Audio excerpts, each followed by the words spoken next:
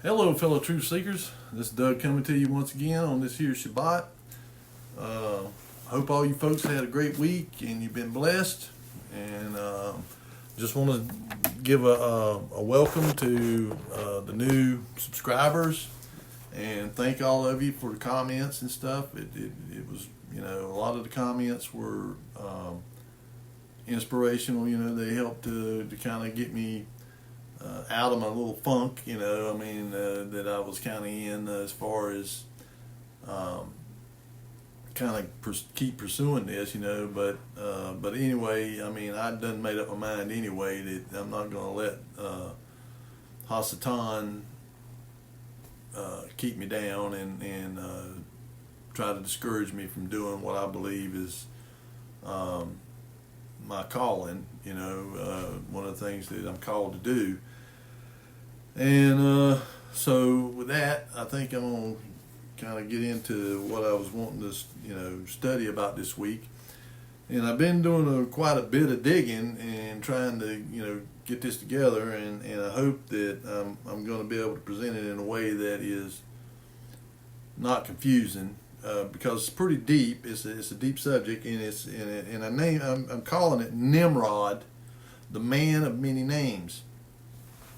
And the reason I did that, said that, is because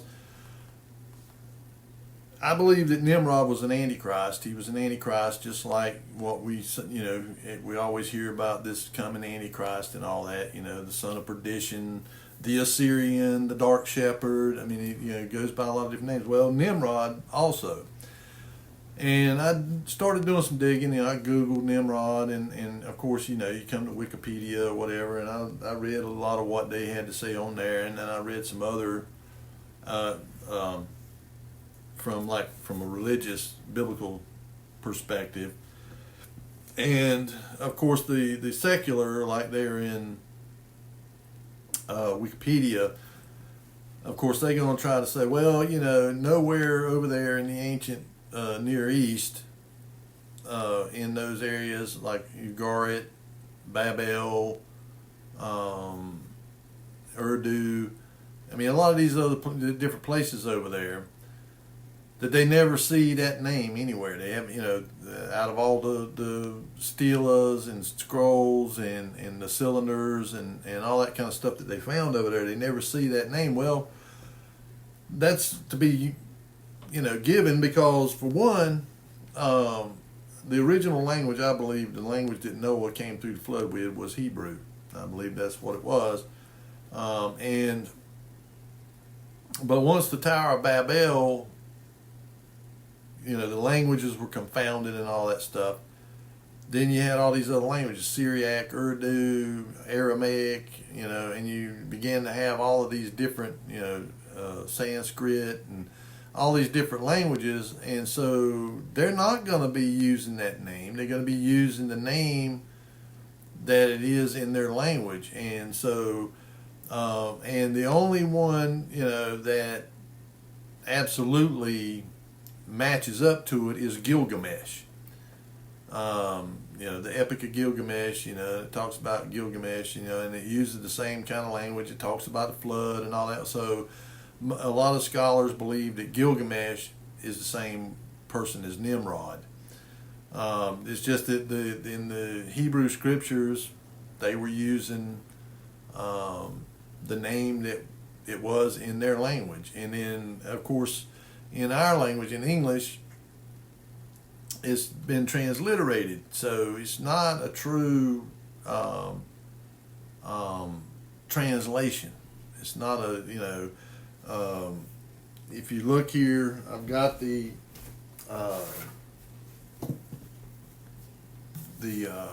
concordance here, and I've been doing a lot of digging. I got a lot of stuff in there, but it's 5248 in the Hebrew dictionary. 5248, and it's Nimrod there, but it says Nimrod, but I think that in the actual Hebrew, it's a little bit different than that.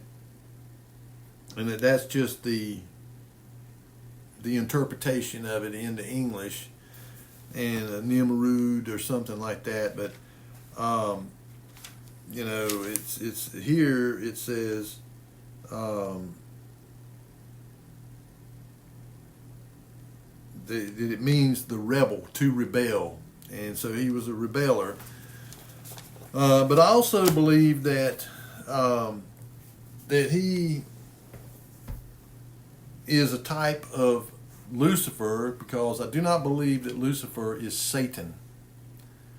I believe that Lucifer is a Nephilim, that he was a son of Satan.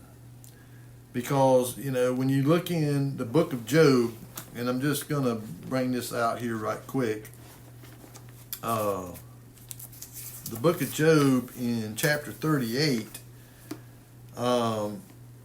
it says, that this is Job. He's kind of, angry, I guess, at God, in a way, because he's, and he's questioning him, about why did you let this happen to me? And of course, chapter 38, starting at verse 1, then Yahweh answered Job out of the whirlwind and said, who is this that darkeneth counsel by words without knowledge? Gird up now thy loins like a man, for I will demand of thee, and answer thou me. Where wast thou when I laid the foundations of the earth? Declare if thou hast understanding. Who hath laid the measures thereon, if thou knowest? Or who hath stretched the line upon it? Whereupon are the foundations thereof fastened? Or who laid the cornerstone thereof? When the morning stars sang together, and all the sons of God shouted for joy. Now remember that, morning stars. And we see over and again that the sons of God and the morning stars, the stars is interchangeable. That the B'nai Ha-Elohim, the sons of God, are oftentimes referred to as stars. Okay, so they was a group of notice it's plural, morning stars. There was a bunch of them. Okay, and they would, and some of these were the ones that fell and that rebelled. And so when you look at Isaiah chapter 14, and you're looking in about Lucifer, looking at Lucifer, it says, all right, let's see.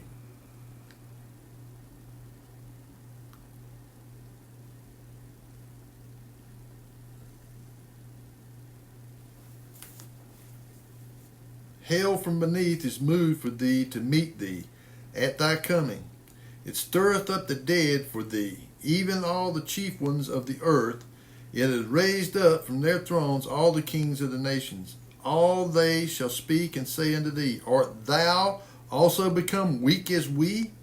Art thou become like unto us? Thy pomp is great, is brought down to the grave, and the noise of thy vowels, the worm is spread under thee, and the worms cover thee. How art thou fallen from heaven? And it says here, O Lucifer, son of the morning. But in the Hebrew, it is Hillel, son of Shahar. Okay? Which can mean morning, or bright one, or whatever. But it's, saying that Lucifer is the son of one of these morning stars. Okay? How art thou cut down to the ground, which did weaken the nations? And I believe he was like the first iteration of an Antichrist. That because it says he was in Eden. It says, for thou hast said in thine heart, I will ascend into heaven. So he didn't come down from heaven. He was wanting to ascend into heaven. All right. If and I'll show you here where this is my book of Enoch here, and it says the names and functions of the fallen angels and Satans, plural again, Satans. There's more than one. And it names all of these angels, Samjaza and Artekapha and Kokabel and Azazel and all them. But then it goes down here to name off these Satans. The name of the first, Yquan, that is the one who led astray all the sons of God. In other words, he took a third of the host of heaven with him when he fell, and brought them down to the earth and led them astray through the daughters of men. So, and it says, and the second was named Asbiel.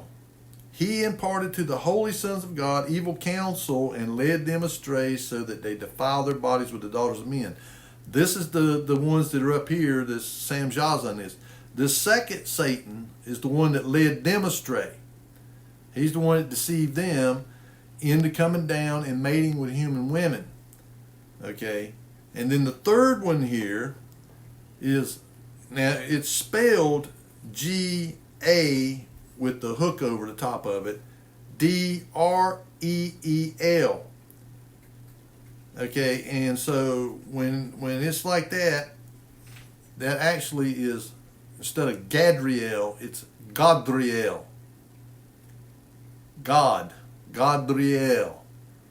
He it is who showed the children of men all the blows of death, and he is the one that led astray Eve, the serpent. So these are seraph, they're seraphim. Okay, so these Satans are seraphims. They're serpent entities. And so it's so one of these, and there's 5 of them, or 5 or 6 of them named here. There's Penuemi, Kazdesia, and Kazbiel. So there's like 6 of them named there that are Satans, and there's 7 of them total, because the Bible mentions 2 of them. There's the one that went up there before the throne whenever the sons of God came before the throne, and it says, and Satan also. So it was probably may have been Hasatan the Satan, because there's the Satan, that Yquan, that is the one that led all the sons of God astray. Okay, so that's the Satan, the main one. But it was others that done things too. They were all deceivers, all beguilers. And so one of them during this time had Lucifer, probably with the human woman, and of course when you look at the Greek, they talk about Zeus, or Saturn having Apollo with a human woman. Well, I believe Apollo, Abaddon, Apollyon, is this entity, this Lucifer, and or Hillel. And because it talks about here him being put into the pit, it says, how art thou fallen, thou art cut down to the ground, which did weaken the nations. And it's talking about pre-flood, but he's been doing it all along ever since, because he comes up and possesses people like Nimrod after the flood. And it wasn't long, it was like a couple hundred years after the flood that he's come up. And again, when it talks about he was the son of Cush, Nimrod was. And so he was a man just like any other man. But then you listen to the some of the historical stuff, that he was 2/3 God, 2/3 and 1/3 man. So, and he became a Gibborim. So apparently, I said, he wasn't born that way. He wasn't an offspring between one of the gods and a human woman. No, he was born of a man and a woman, but he became that way, and it was because, I believe, he got possessed. He this spirit of Lucifer came up into him and took possession of him, and of course the same thing. Nimrod began to want to build his. After that, he wanted to build his tower, and he began to blaspheme against the Most High, and shake his fist at him, and saying, I'm going to kill you, and I'm going to build this tower, and I'm going to access this portal, and I'm coming up there. Same thing that Lucifer did. I mean, he said he would ascend up to heaven. Well, he went up there, and it says, how have you been cast down? How have you fallen? Well, he went up to try to go up to heaven, and he got kicked back down. He got smacked down. For thou hast said in thine heart, I will ascend into heaven. I will exalt my throne above the stars of God. I will sit also upon the mount of the congregation in the sides of the north. I will ascend above the heights of the clouds. I will be like the Most High. Well, in order to ascend above the heights of the clouds, it means you would have had to been down here, earthborn, a Gibberim. Yet thou shalt be brought down to hell, to the sides of the pit. They that see thee shall narrowly look upon thee and consider thee, saying, is this the man that made the earth to tremble, that did shake kingdoms, that made the world as a wilderness, and destroyed the cities thereof, that opened not the house of his prisoners?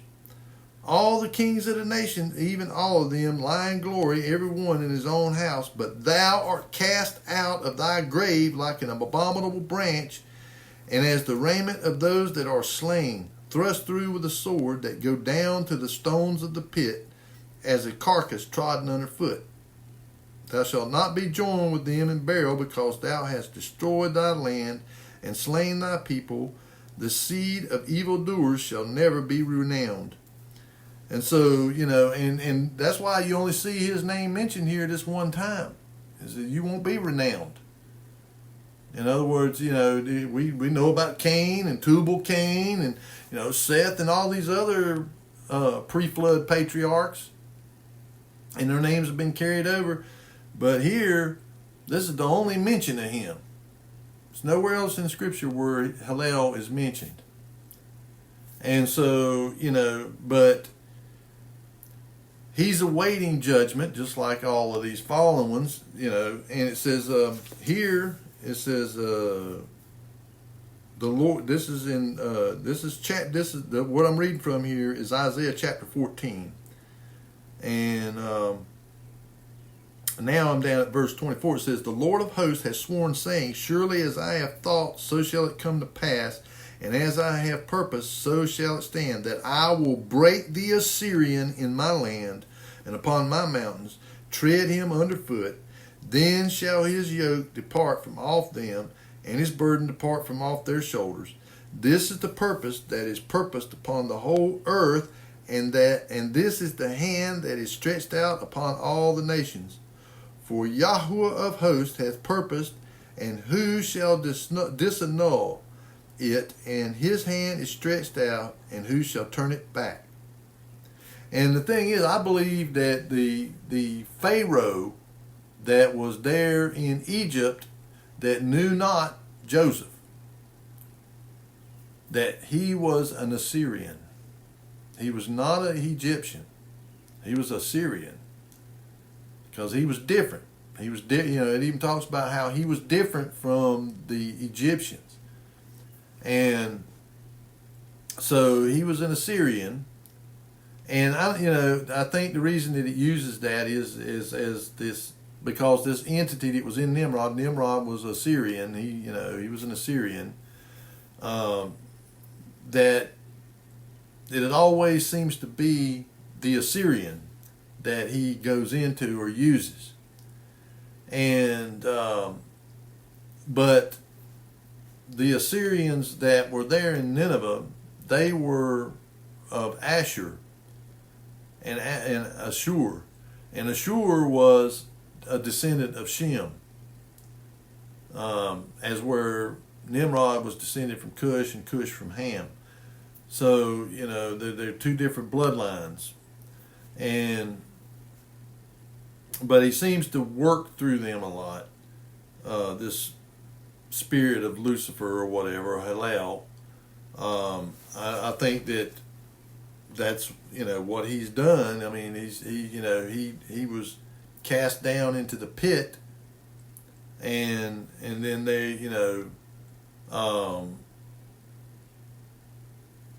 and he's there. And then whenever this, there in Revelation, when the pit's opened up and he comes up, he's the angel of the bottomless pit. It doesn't say that he's the actual angel, like an angel, but he's the angel of the bottomless pit, or a messenger of the bottomless pit. That's all angel means. He's the messenger of the bottomless pit, and so I think his spirit comes up and indwells into people, and like Nimrod and like that Pharaoh and like people like Nero, because Paul and the Apostle John both, they talked about the spirit of Antichrist being at work in the world, even in that day and age when they, during the time of early Christianity, that it was already at work in the world. Well, it had already been at work.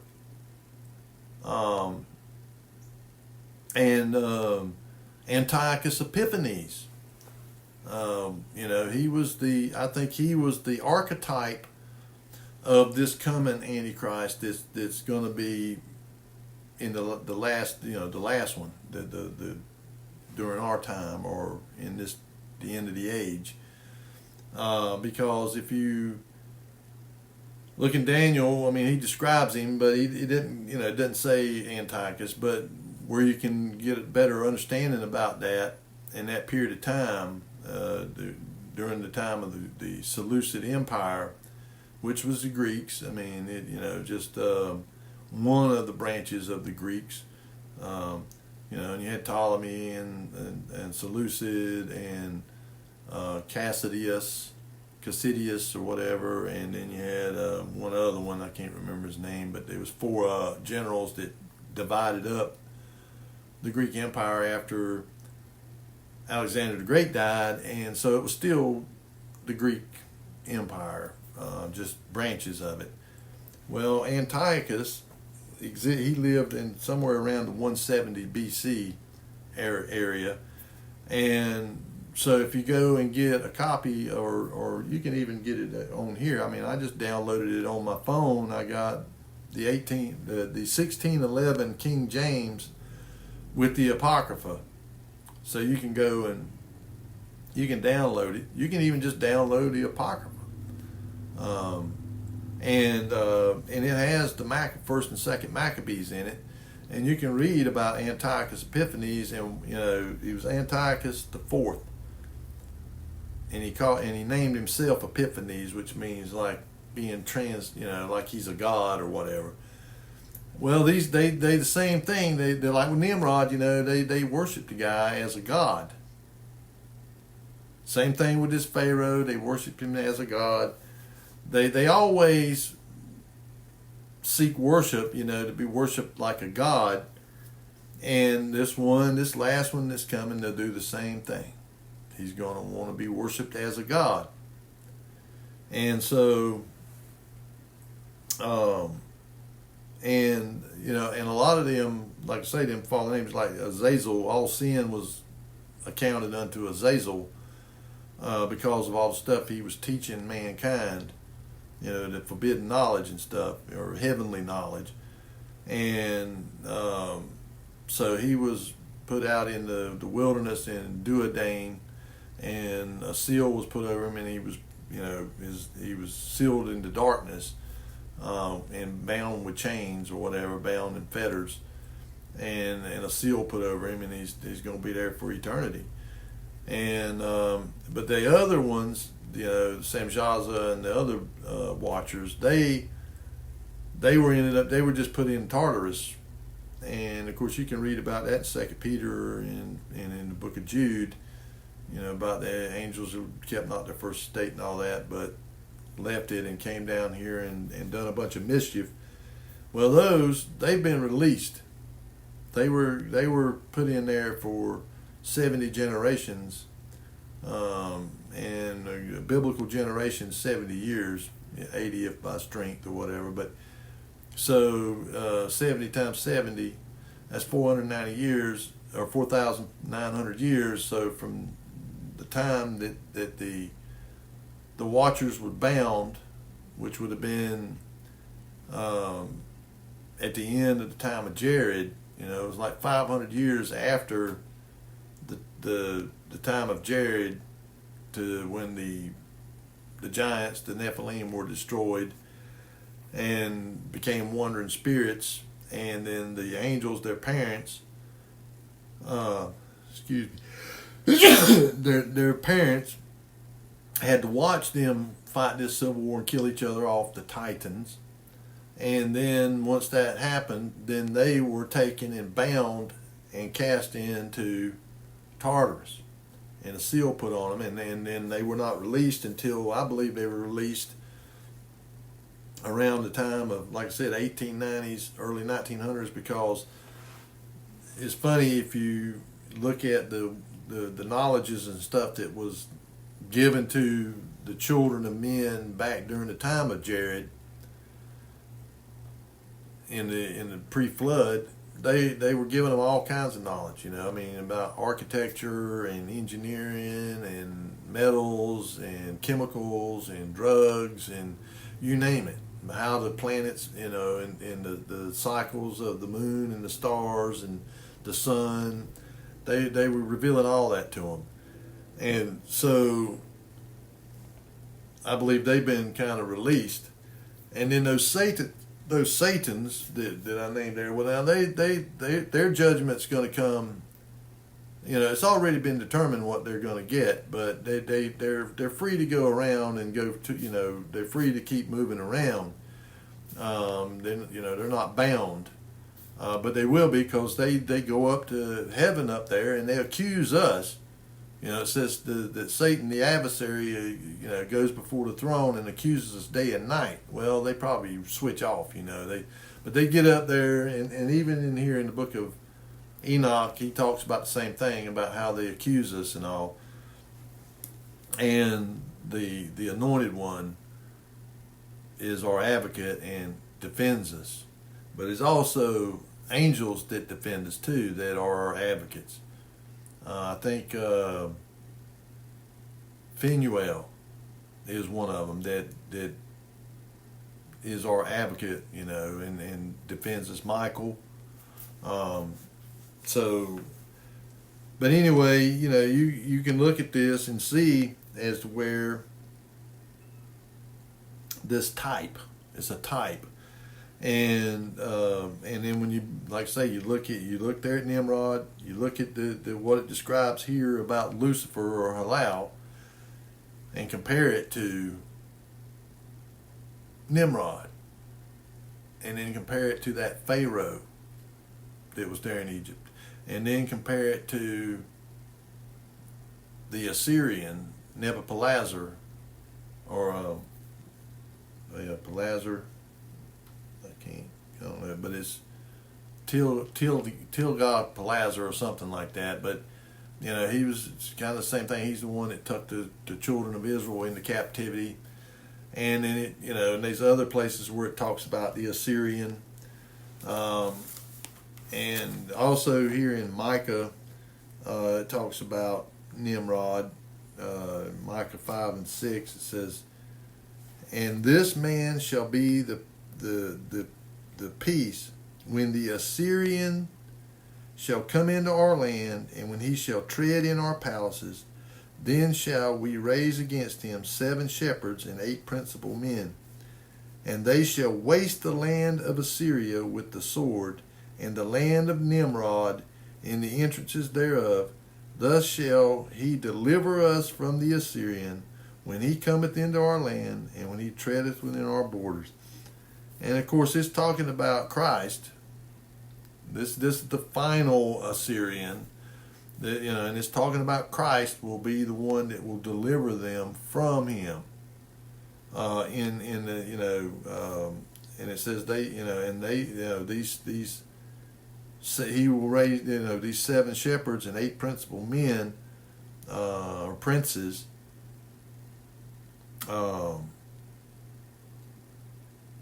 Again, you know, to use against the Assyrian, so, you know, and you also there, when you read about how these 4 spirits, that these four angels that are bound under the Euphrates River, will be released, and they go out to stir up the kings of the east. Well, they're stirring up the Iranians, the Persians, and the Medes, and the Parthians. They're stirring, and Elam. They're stirring them up, and to get them all worked up. Well, and it talks about how the willful king, which is this Iranian or the Persian king or Elam, is stirred up to go against Israel. The pleasant land. Same thing. I mean, these entities. That's what they do. They'll go around and they will possess somebody and stir them up, get them to doing what they want them to do against the land. And so you see that there's types of these antichrists all throughout the scriptures. I mean, man, I got a hair or something back there that's in my shirt and it's itching my neck. So they're types, and they're basically pointing us to this final one when he comes, and that's and he's always referred to as the Assyrian. And I think that's just a play back to Nimrod. It goes back to Nimrod, and he's sort of like the archetype of it. Even though I believe that that Lucifer or Hillel was the first Antichrist.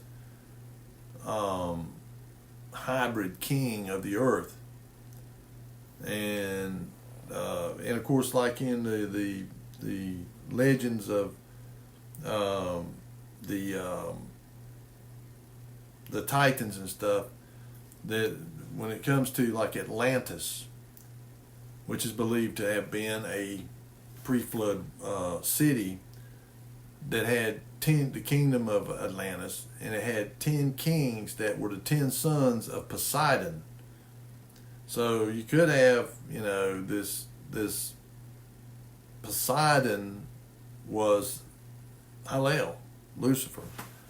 I don't know, I haven't really dug deep enough, but whenever you look at all of these different ancient characters like Osiris, Orion, Nimrod, Gilgamesh, Ninurta, and you look at them and their description of these entities in their own language and stuff, they're the same one. That's why I said man of many names, because it's really the same entity, the same person they're talking about. This Antichrist, Nimrod, they're talking about the same entity, the same person, but they just calling him a different name. And Baal, because Baal ain't Satan. Baal is this spirit, this Antichrist, this Lucifer, Hillel, the spirit that was in Nimrod, in the Pharaoh. When you hear Osiris, and of course in Osiris it was Osiris and Isis and Horus, Nimrod, Semiramis, and Tammuz, and Apollo and his consort and their offspring. I mean, you can see this correlation all through, Baal, Ashtaroth, and Moloch. This trinity of demons or spirits or whatever, or angels, fallen angels, because Ashtaroth's always called the Queen of Heaven. Same thing with the BVM, the Blessed Virgin Mary. They call her the Queen of Heaven. Goddess worship. And so, all these things, they always seem to kind of all go hand in hand. And of course, this last Antichrist that's going to come up. I mean, when you look in Revelation, I'm going to start here. I'll look in, and I've read this before in Thessalonians. Matter of fact, I think I read that last week, but it says, let no man deceive you by any means, for that day shall not come except there come a falling away first, and that man of sin be revealed, the son of perdition, who opposes and exalted himself above all that is called God and is worshipped, so that he as God sitteth in the temple of God, showing himself that he is God. Same kind of thing that Hallel, Lucifer, same thing he was doing. Same thing Nimrod. Same thing with the pharaohs. And they won't worship. They make themselves to be gods, above all gods. And that's 2 Thessalonians chapter 2, verse 3 and 4. I just wanted to tie it into son of perdition as the main words there that I want you to keep in mind is son of perdition. All right, and then when you go back here to Revelation chapter 9, and the fifth angel sounded, and I saw a star fall from heaven. Again, just a B'nai Elohim, a son of God, just depicted as a star, fall from heaven unto the earth, and to him was given the key to the bottomless pit. And I've talked about that. I believe that CERN is the technology that's going to be used to open up the bottomless pit. The key is that key piece of knowledge that they need, or a key technology that they need to make it happen. And I've mentioned it on here before about the Gothard Tunnel dedication ritual. It wasn't a ceremony; it was a ritual. And I mean, you ought to go if you can. I'm sure you can still pull it up on Google it, look at it, see what they're doing there. I mean, now where this tunnel exit is, or entrance there, where it ends at, it's north of where the Hadron Collider is, the CERN, where CERN is. But they're doing this ritual showing this this raising of Osiris or whatever, or raising of Nimrod, the raising of the opening the bottomless pit. And he opened the bottomless pit, and there arose a smoke out of the pit as the smoke of a great furnace, and the sun and air were darkened by reason of the smoke of the pit. And there came out of the smoke as locusts upon the earth. And I mean, of course, we get, but it says, and they had a king over them, which is the angel of the bottomless pit, whose name in the Hebrew tongue is Abaddon, but in the Greek tongue hath his name Apollyon. And so the again, Apollyon is just the derivative of the word Apollo.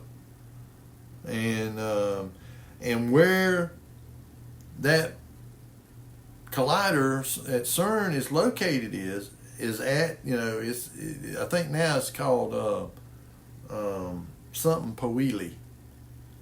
Is the town there now, but where it is inside that ring. That it's like the ring goes around like that, and right like over in this corner over here of that, like the ring's right here. That little Powili is right here.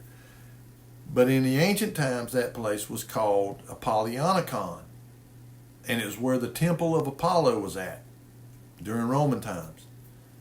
And so, it was, the legend is that it was over the entrance to Tartarus, or the bottomless pit. And he comes up out of there, and then when you look at over here, that was Revelation chapter 9, and he comes up out of there, And I think that when he comes up, it's this, the spirit of an entity that comes up and is going to, the spirit of Halal, that is going to go over here and indwell a man, just like Nimrod or like that Pharaoh or like the Assyrian.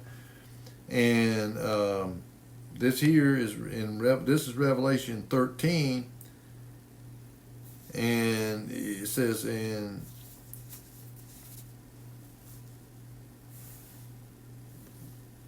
this is talking about the first beast. It's, I stood upon the sand of the sea, and I saw a beast rise up out of the sea, having 7 heads and 10 horns, and upon his horns 10 crowns, and upon his heads the name of blasphemy. And the beast which I saw, it goes on to describe him. And the dragon gave him his power and his seat and great authority. Now, the dragon, of course, is Hasatan, this Wakwan. And so, a Satan, the Satan. And so the dragon gives his power to his son. I mean, you see the mimicry going on here. That they are trying to impersonate the Trinity, unholy Trinity. And so, like the Father gave all power and authority to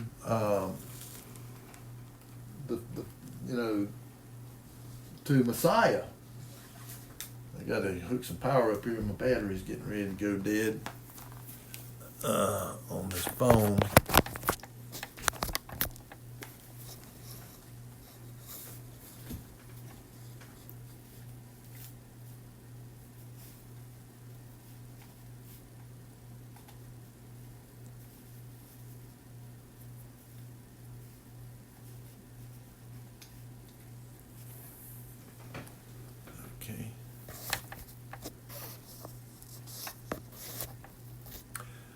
All right. Sorry about that, folks. But you see, I mean, so they try to do the opposite, the anti-Trinity or whatever, and of course, the second beast, the false prophet, or their version of the Ruach, is the second beast, and so this beast comes up. And and he's going to make war on the saints. And then we can look here at Revelation 17, starting at verse 8.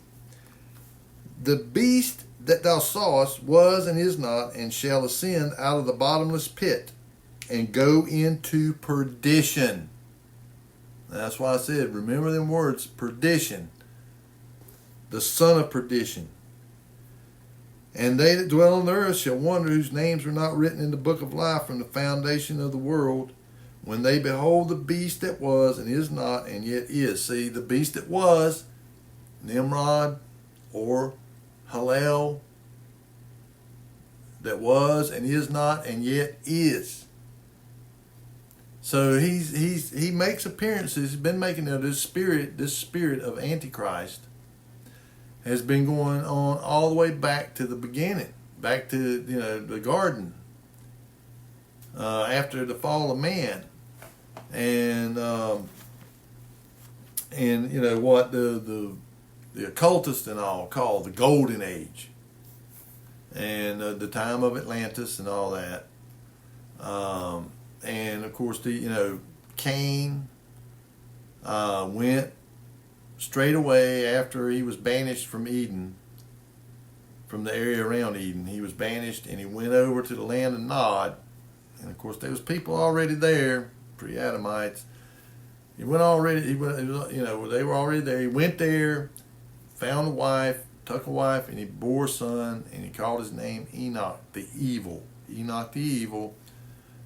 Because the Enoch I'm reading from here in the book of 1st Enoch was a righteous man. He was described, and he was given and shown a whole lot of mysteries and stuff that nobody else has ever been shown.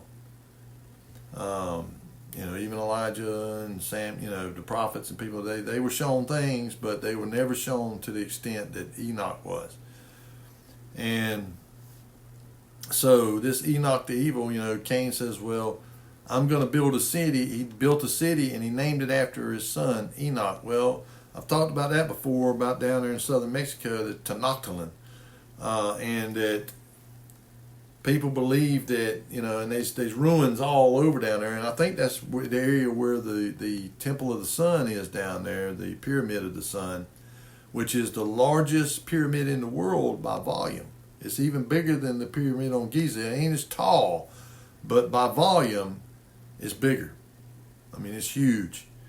And it's down there, and then from there all the way down through Central America, down into South America, it was one big, huge city.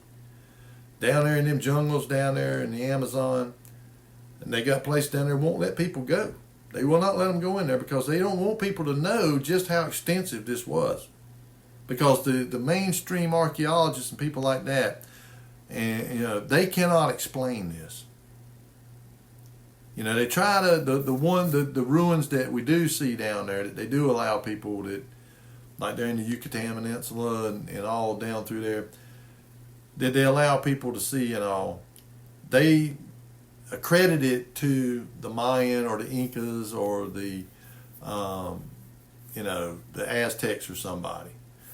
But they have writings and stuff about where they talk to these people, these natives down there back, when the conquistadors were down there, and they talked to them and they said, we've got all these great structures over in Europe, all these big, cathedrals and all that stuff that they had built there in Europe, but we don't have anything like these structures we see down here, Pumapunku and Tiwanaku and all these other great structures that they saw down there. They said, we can't build anything like that. How did y'all do it? And they said, well, we didn't. The people that were here before, in other words, before the flood, are the ones that did it.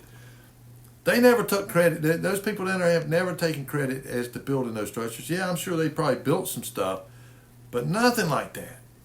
I mean, it just, tens, and they say that down in them jungles down there, there are tens of thousands, if not hundreds of thousands of structures.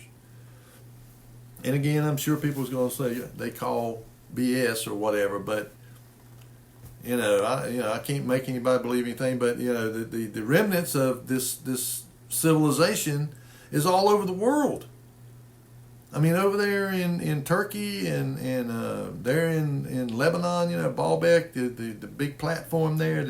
They built the Temple of Saturn on top of it, and some other temples they built up there on top of the Temple of Bacchus or something. But that's what the Romans did. They try to say, well, I wonder how the Romans moved these 1,000-ton stones. Well, the Romans did not move them 1,000-ton stones. They did not have that capability.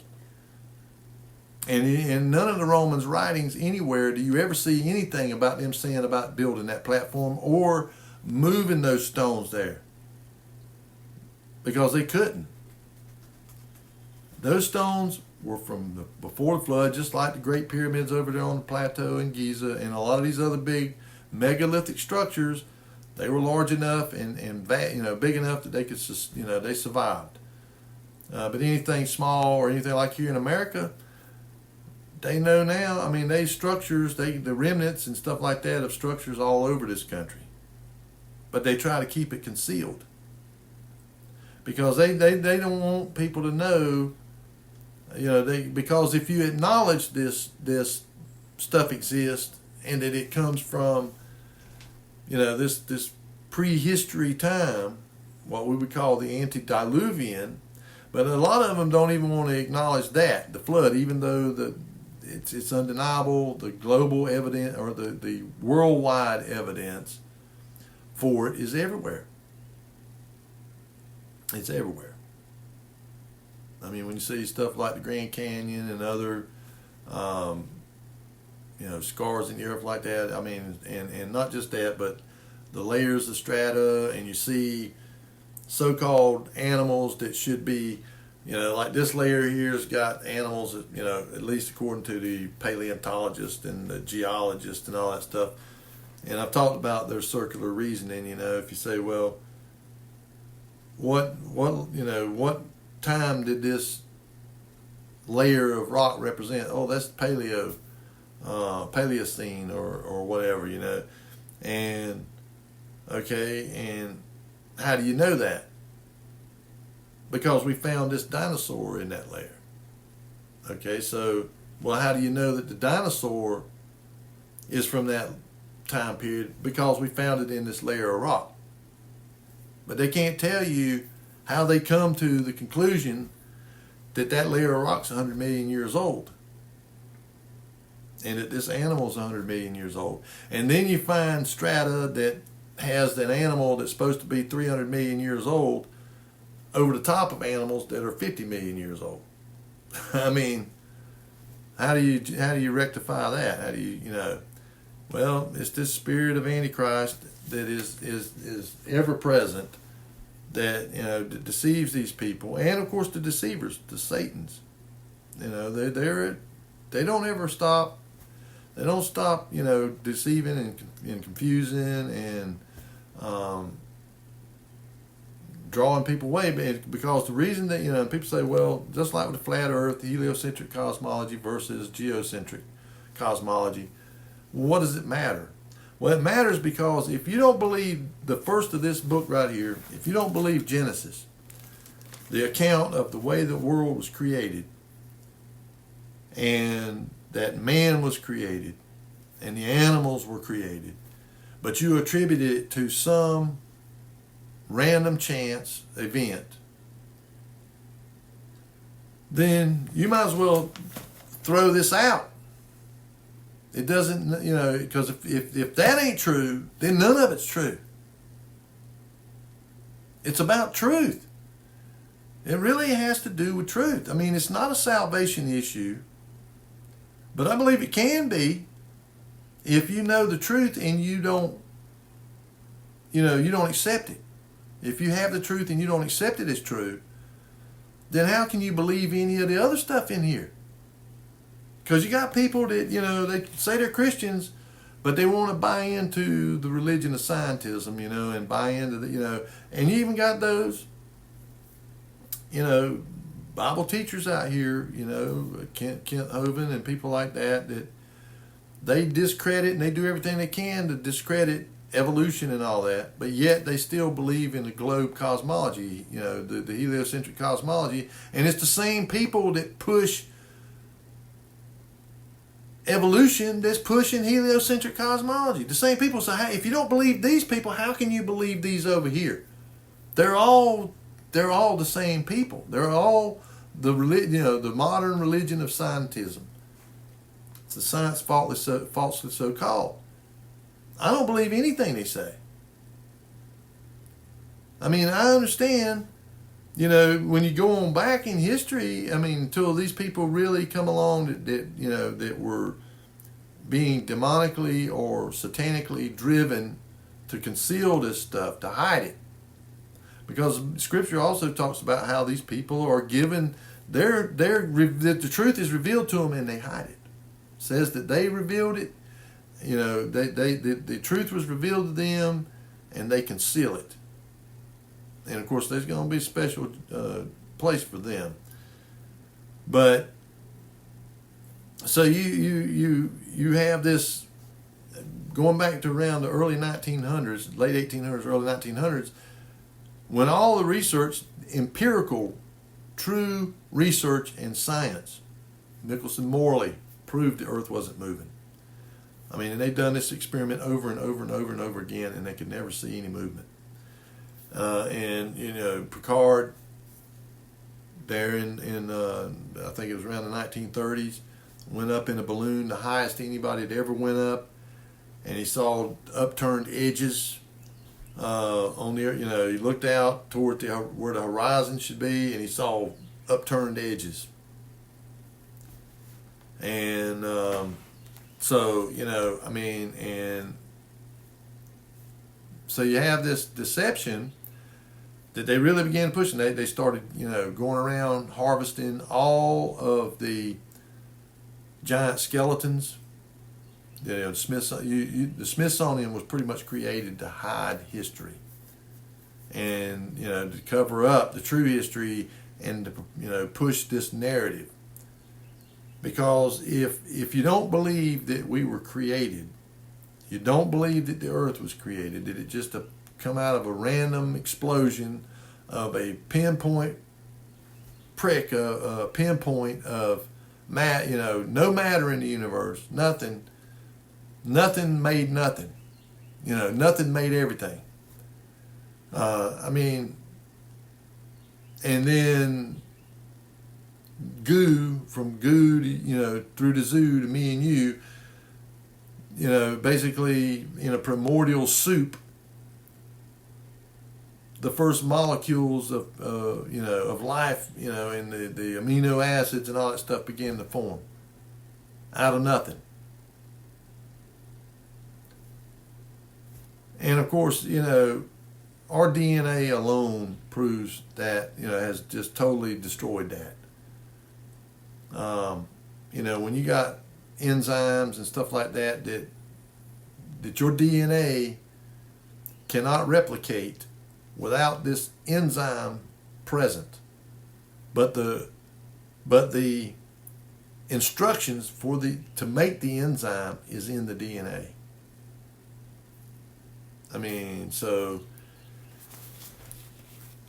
there you have. And so that's the same thing with this. They want to cover up these people like Nimrod, and they try to discount him existing, because they don't want other people to understand these types of this coming Antichrist and this unholy Trinity. And then here in Revelation 17, like I said, it says that the beast that thou sawest was is and is not, and even he go into perdition. Comes out of so this Antichrist, he comes out of the bottomless pit. It's not just some man. It may be some man that he actually indwells, but this spirit, and of course it says it comes up out of the bottomless pit. Well, that's where I read there in Revelation 9 and Revelation 13. The bottomless pit's opened up, and this Apollyon comes out.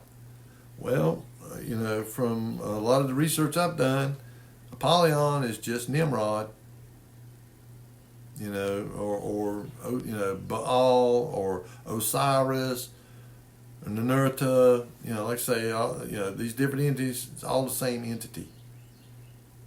Just goes by different names. And when you look at, now of course with the story of Apollo, in the Greek tradition, he was the son of Zeus and a human woman. So he was a Nephilim. And now with Nimrod, he was a man, but, son of Cush, but he became a Nephilim, or became a mighty one, or Gibberim. So I believe it was the spirit of the same entity that was in this, the spirit of Apollo, the spirit of Baal, the spirit of Osiris, Orion, that comes and takes possession of these people and uses them to try and establish his world government again. Same thing there with Lucifer or Hillel. He done the same thing. He established the world government and rulership over the earth. And then Nimrod, the same thing. And then you have the Pharaoh over in Egypt. You have the Assyrian in Assyria. Babylon. These types of rulers, and then of course you've had them since then. People like Napoleon, Nero, Napoleon, Hitler, and you can name others. Stalin. Mao, that are archetypes that these spirits come up in. And here in America, the Freemasons up there in Washington, D.C., the Scottish Rites Freemasons, they do a ritual. Every time there's an inauguration for president, they do this ritual called the Raising of Osiris, where they hoping at some point that it's going to take, and the spirit of Osiris is going to arise up into a president and bring about this new golden age. And so, I think that with them, a lot of these secret societies and all that, they own the same, their agenda's the same, is to the raising up of Osiris, Nimrod, Apollo, whatever you want to call it, the same spirit. And when you look at CERN, a big chunk of those people over there that are working there, and especially the directors, the ones that are running the facility, they're all Jesuits. They're all Jesuits.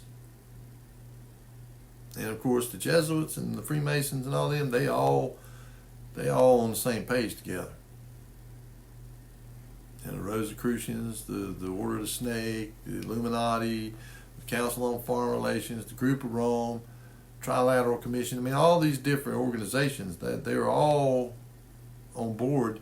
That's where, again, of course, I talk about it quite a bit, about Psalm 2, where the kings of the earth, and the rulers take counsel together against the Most High and His anointed.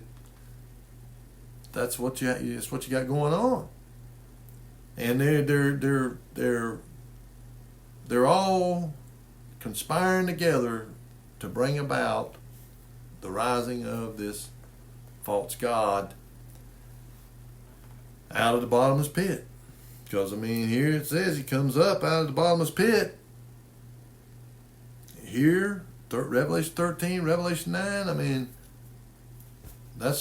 they're all saying that's all the same thing. And he causes people to worship him. And they're the people that, when you look into it, the whole world funds CERN. It ain't just the Europeans that are paying for that place. Every country in the world, or at least the major countries, are all contributing to it.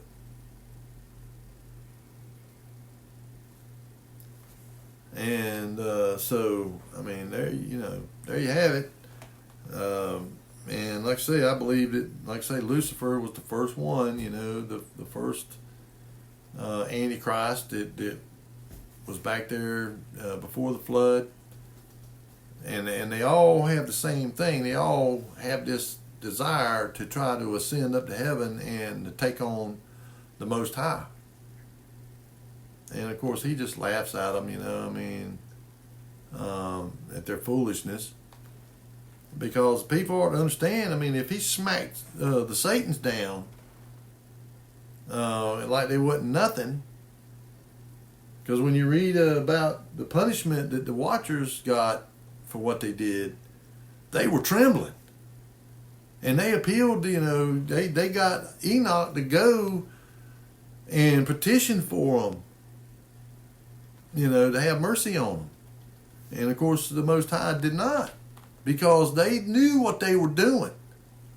They knew better than what they was doing, but they let them Satans deceive them. Just like us humans, we fall right into their deceptions too. Just like with this heliocentric cosmology, I believe it's the great delusion, strong delusion. I believe it's multifaceted. It makes it, the alien stuff, CERN, heliocentric cosmology, evolution, all that stuff is all part of it, of this strong delusion. And because people won't receive the love of the truth, they don't have a love for truth, they get deceived by it. And he allows them to, because it says God gives them over to it. Elohim gives them over to this strong delusion to believe the lie. So they see, when they look out there with their telescopes and all, they see exactly what their mind wants to see. And the same with evolution and all that stuff. These people are just given over to that, to see the reality that they see is not the true reality. But you have, people that are, a lot of people, when it comes to heliocentric cosmology, there's a lot more people that believe that today than you would think. I mean, it's more widespread. And of course, you got people that will say, "Oh, it's dangerous to believe that." Well, they're trying to get a narrative going there so that they can box you in and say, if you're saying that, you're dangerous. You're a threat. And so that's how the demonic and the satanic act. They continuously, anytime it's something that's a threat to the narrative that they're wanting to push out on humanity and the deception, they will try to label you in some kind of way as a bigot, a homophobe, a racist, that you're dangerous, that your ideology is dangerous, and when you try to expose stuff like this weather, manipulation, well, people say, well, why would they be doing that? Why would they, all these terrible storms that they've been going through the Midwest at? Well, read Agenda 21. Read Agenda 21 and you'll see why. They want everybody to be relocated to around basically around the coastlines where the big cities are. To force everybody into these cities, these 15-minute cities.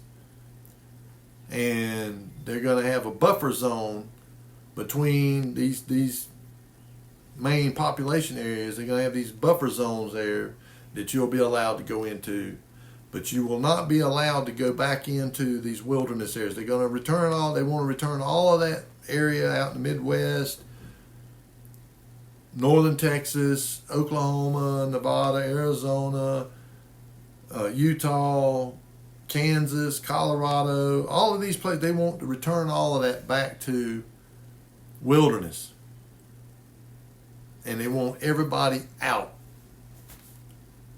So what better way to do that than to just start hammering people with storms, and I mean just endless, and they're even talking about having to categorize the most powerful tornadoes. Right now, the most powerful tornado is an EF5. Now they're talking about another category, EF6. And the EF5 is 300 miles an hour. And like up to a mile wide. Now they're talking about these tornadoes they've been seeing out there 2 miles wide. So they're trying to drive people out, force them into these 15-minute cities where they can watch everything you do, put you in these little 500 square foot cubicles in these towers. And, don't take my word for it. You can look up Agenda 21, Agenda 25, and Agenda 2030. Look them all up. And, of course, I think that last one is all about, like population control, like getting the population down to like 500 million or something. So that means sterilizing people or killing them, through the use of, and I'm as sure as I'm sitting here, I guarantee they're going to release another one of these things. I mean, just like that last one, they're lab created. And so, and of course, people that are awake, spiritually awake, see this stuff happening. And when this, and I don't think it's going to be that long before this son of perdition comes up, because and it says there in Revelation 13, he's given power to make war on the saints, because the saints are going to, band together. And one of the other things is, and I believe this is where the wheat and the tares come in. Because whenever Christ gave the parable about the wheat and tares, he said the evil one came in the middle of the night and he sowed these seeds. And I think that goes back to Daniel chapter 2, where it says that they shall mingle themselves with the seed of men. That's what they're doing, is they've been mingling these, putting these, and that's these, and of course this is all over the world, and it's pretty much it's a fact. I mean, you can't deny it. Anybody that denies it has got their eyes closed. These abductions, they're going on, they've been going on all over the world, and they're increasing. Where these fallen ones are taking people, they're genetically manipulating the eggs and the sperm, and they're mixing theirs in with it, and then they're reimplanting it into human women. They let these babies get to a certain amount of development, like 3 months or something like that. Then they come and take them, and they raise them in some kind of an incubator until they're grown, big enough to, and they've been doing this, and they've been implanting them. That's why, the story is that and this is one of the top psychology researcher from like Harvard or MIT or somewhere, has been investigating and researching this stuff for years, and he said and he's talked to people from all over the world, and they're telling the same story. People that don't know none of they might be from some little village in the middle of China somewhere, or down in South America, that ain't never heard of this person here in the United States or in Europe or somewhere. They don't even have TV, but yet they're telling the exact same kind of story that these people are telling. And he's recorded hundreds and hundreds of them. I think he said like 500 different accounts telling the exact same thing. How they were taken, they had this experiment done on them. They were, the woman wound up pregnant. Then they would come and grab them later on, 3 or 4 months later. And then once these children were up to a certain size, they would bring them back and say, how do they look? And but for some reason or other, these children, they're not like, they're still not like humans. They still don't have the understanding of mannerisms and stuff. They just don't. They don't interact They don't interact the same way with us as we do with other humans. And so I believe these are them tares that's been being planted among us, the wheat. And then some of them could even be in our bloodline. I mean, my great grandfather could have been one of these tares. And my great grandmother was okay. She was the wheat, and they mated. And and so I may have genetics and traits that come from one of those tares. But that's what the resurrection and all is about, is whenever we're raised up, we're transformed. That is done away with. That iniquity, that bad genetics. But what this Antichrist and all these people want to do is too, and this is part of their agenda as well, is this transhumanism. And putting these chips, and I watched the thing about that guy that had a chip put in his head, and he can actually think, use his thoughts to make a computer cursor move around and select stuff on the computer screen. But they said they were having issues with it. I don't know what they were, but there's some kind of side effects from it. But of course, one of the things is that there was these fibers, smaller than a human hair. There was like 1,600 of them that went through 64 like conduits that go into the head, and then them fibers come out, and they go and attach them to where they attach into the brain. Well, some of them fibers had come out, like 16 of them or something had pulled out. and wasn't connected anymore. And it was, but they were able to do some kind of a bypass around them and just bypass that section of it or whatever. But so they're perfecting this technology, and it may be beyond that. I've talked about that too. A lot of times when they reveal this stuff, they've already had it a long time ago, and they're beyond that. But they just, this is to get people conditioned, and so they want to do this.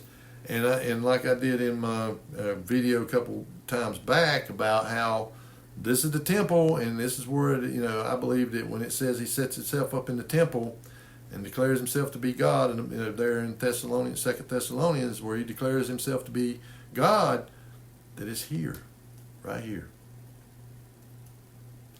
And if your eye be darkened, how great is that darkness? Pineal. And, because that's what they're going to be using. They're going to be using that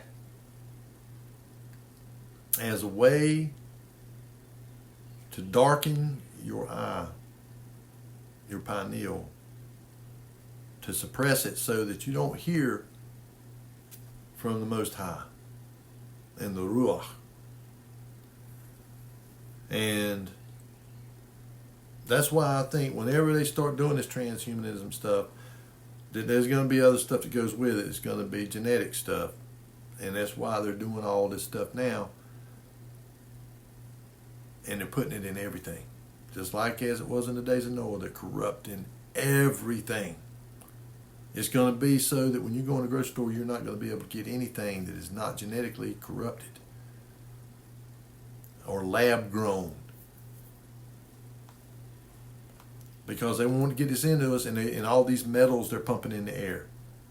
There's a reason for that. And the 5G and stuff, I got this phone that I'm doing this video on. I did this, whenever we, T-Mobile bought Sprint, and I had another phone, and they said, "Oh, you gotta get rid of that phone and get this phone because that phone's not 5G compatible." Okay, so we got this other phone. It's supposed to be 5G. And you know what? I have never one time seen 5G come up on that phone. Not once. It's still the same 4G LTE.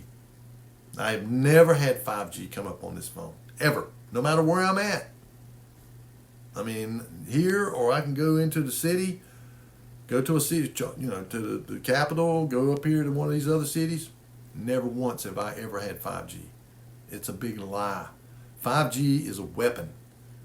It is a microwave weapon, and and I can tell when they're firing that stuff because I'll start having ringing in my ears, and and I think it interacts with the metals that we're breathing in.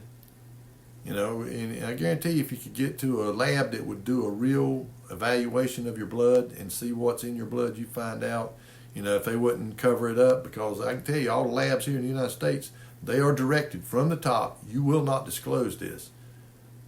When you get the test back, it's going to say your levels of metals and stuff is normal. But I guarantee you, if you could get somebody that would, buck the system and test it, and I guarantee you'd find that the metals in your blood is astronomical, especially aluminum. And when you go and do a little research about Anton Mesmer, he was doing all these experiments on people using metals to mesmerize people, to hypnotize them. And he could do hundreds. I mean, he would have hundreds of people mesmerized. And they were drinking these concoctions that was full of all kinds of metals. So, I think that may play something into a lot of it too, the delusion. The mesmerizing people and using 5G in some kind of way, or even higher ones like they're talking about 10G and stuff like that being used, and they're putting these little boxes every so many 100 feet on the power poles and broadcasting this stuff to us, and using it as a weapon. Same thing with Doppler radar, using it to strengthen these storms. I mean, you can go see this stuff happening in real time. Them pulsing energy into these storms. And this is the spirit of Antichrist. It's, the Zeitgeist, the spirit of the age. This is the spirit of the age in which we live. And, Abaddon rising. And it's happening. And so we need to be aware of this. We need to be aware of this spirit of Antichrist that's been in the world since the fall of man. And it is, popped up, all throughout history it's popped up, and the final one's coming. And of course, this is going to be the worst one of all. I mean, it's going to be worse than it's ever been. Christ said in Matthew 24 that it would be that no flesh would be spared, but for the sake of the elect, that he would shorten the days. If he didn't shorten the days, no flesh would be spared. Another argument against the preterist. If the days wasn't shortened, no flesh would be spared. No, not none. And when it talks about flesh, that's talking about all flesh. Animals, people, birds, fish. And when you look there in Revelation, it talks about the blood, the water's turning to blood, and the life in the ocean's dying. All of it. All life in the water, dying. Well, I'm pretty sure that didn't happen back when the temple was destroyed back in 70 A.D. So, I kind of have to always throw a little something out to debunk the preterist. That, basically says all that stuff's all happened, everything, all prophecies fulfilled. Well, it's not. And don't buy into it.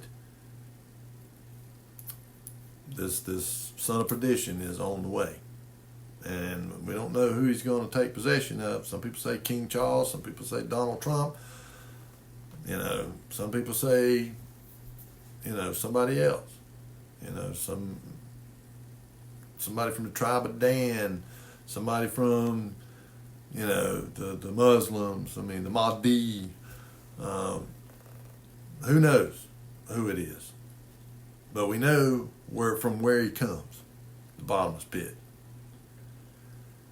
And so with that, I've gone a little bit longer than I wanted to, but and I could go into a whole lot more stuff because I spent a lot of time on this, and really I probably should have spent more time and presented this at a later date, but I didn't have enough time.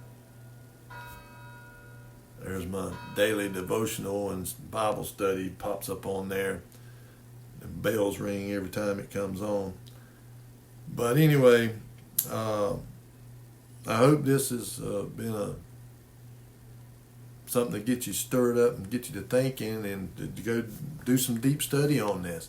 Because you can see all the stuff I've had wrote down and all the scriptures, all the different subjects. I went and got my concordance out and went in there and looked up names and looked up different stuff, titles and stuff like that. And then I got my Enoch out, started going through there and looking into those. And then, and Lucifer, looking into, Lucifer and that, how he, people like to say that it's Satan or whatever, but that's, when you really read what it's saying there and you read all them scriptures, that ain't what it's saying. It ain't saying that he's Satan. It's saying that he's the son of Satan, basically. And when you go back to Genesis chapter 3, verse 15, the seed war, that was right there after the fall. So the war's been declared. And it's it's a seed war. And so Satan, the Satan, and his cronies, the other Satans, they begin working a plan. They start working a plan to try to prevent the seed of the woman from ever being born. So what is their first objective? Contaminate the blood, contaminate the seed, contaminate the genetics. I mean, that's the first thing they start doing. And they start mingling with humans, intermingling. But it wasn't the Satanists that were doing the intermingling. It was these fallen watchers. These watchers that were deceived. They were deceived by the deceivers, the adversaries. They were deceived by them. I mean, that what is it read there? This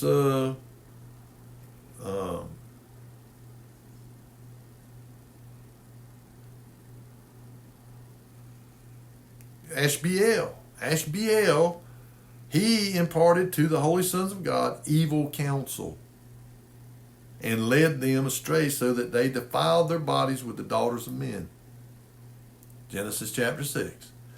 So, but I believe that this Econ, that is the one who led astray all the sons of God. So the third of the host of heaven, he's the one that led them all astray. The Satan, the main one. And then you have these other ones that are in league with him that are doing, their part to try to do the same thing, that can corrupt everything. And then Gadriel, which is, Alan Horvath.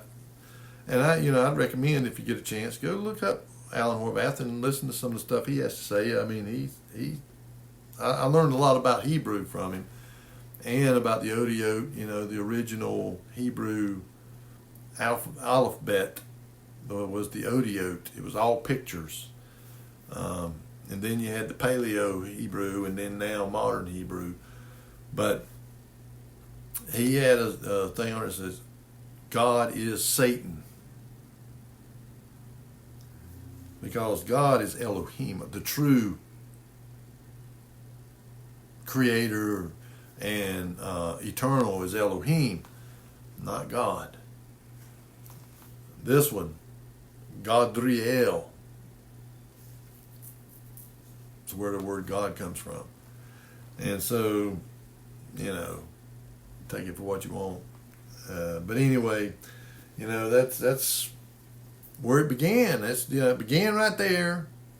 Not the rebellion, that began before then, before this world was created, recreated, but the corruption of man, the deception and the corruption of man, because they hated humans. They hate humans because we were their replacements, the replacements for the ones that rebelled and fell, and so they hate us.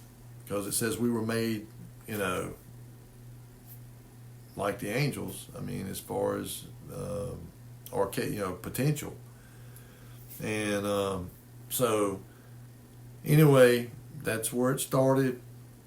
They wanted to corrupt us, and make us into something totally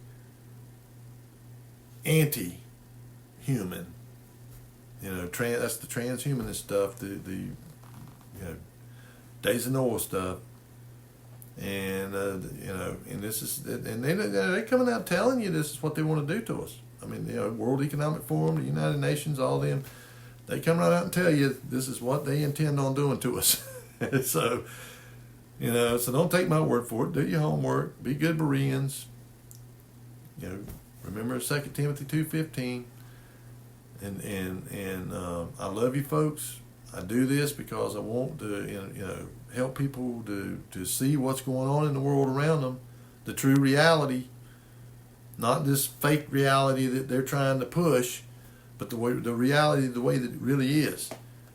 And so that when you see this stuff, you ain't going to be deceived, because this really comes down to being deceived. And if you know this truth, you know their agenda, you know what they're going to do, then they can't deceive you. And it's all right here in the scriptures. It's all right there. That's why Christ said that he would deceive even the very elect if it were possible. If it were possible. Why is it not possible? Because we have this, and we have the Ruach HaKodesh to lead us to all truth. If we listen, then we can't be deceived. So with that in mind, I love you. I hope you all will be blessed. Again, I thank all of you that watch the videos. I hope that it encourages you to do your homework, to study, to go and learn more about these things. I'm trying to, get you stirred up, to get you ramped up, to want to go and find out for yourself if these things are, the way that it is. And, the way you find out is to go do your homework. And, don't just take what I or any other man says. Don't believe, don't believe what any man says. Let every man be a liar and Elohim be the truth. And so with that, I'll see you folks next Shabbat if Yahuwah is willing.